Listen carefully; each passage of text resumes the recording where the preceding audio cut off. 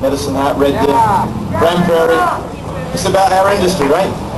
Yeah! So if you weren't here earlier, I don't want to spend a lot of time going over what I said earlier because you're probably a little tired of hearing from me. But the fact of the matter is that earlier on today, at lunchtime today, the Carpenters Union in this province was denied the right to go on strike tomorrow. And as I said to the people here earlier, that we believe that's a denial of our basic charter rights. That was argued in front of the Labour Board yesterday. There was owners and contractors up in that room, and they all were party to the application. And so we're not going to be on a legal strike tomorrow. But having said that, we still have another kick at the cat. And I told people here earlier that, you know, if the UA and the electricians and the labourers turn their ratification votes down, we're all going, right? And then we have a real...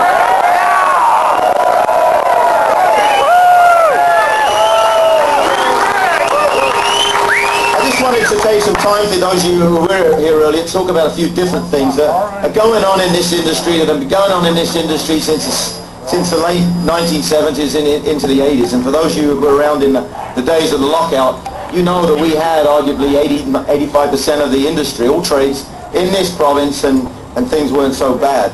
But in 1982 we got locked out, as you know, and you know, the provincial government were quick to blame the federal government and everything else, but no matter what happened, they trampled on our rights, and they started to diminish from that point forward.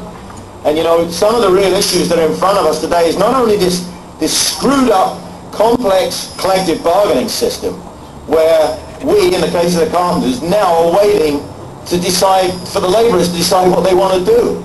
Do they want to ratify? Do they want to serve strike notice? You know, completely contrary to our rights as an independent trade union and to the members out here that I represent. As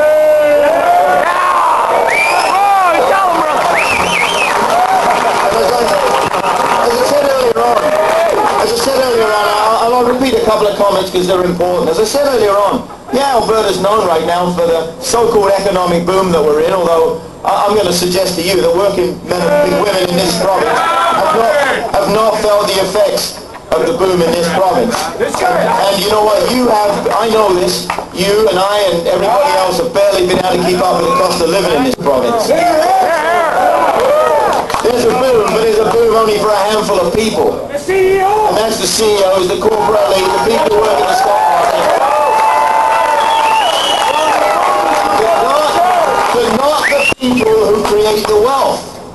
And we create the wealth. We create the infrastructure, the facilities, the commercial development, the oil sands development, to bring that stuff out to make major league profit for corporations. And then when unions like ours, mine in particular, go to the table and ask for a fair shake, we don't get it. And what we get is an employer organization that takes that legislation that's in place to ensure that we don't get the right to bargain and the right to strike, and they try every trick in the book, and we're going through one right now upstairs, but now they want to force the roofers to a vote in the hope that they're going to capitulate and they'll have their 19, the threshold of 19, and then the rest of us who are unsettled are going to arbitration. And I know, because they see the UA and the Boilermaker signs, and hopefully I'm going to start to see IBW signs, that we're going to turn this down.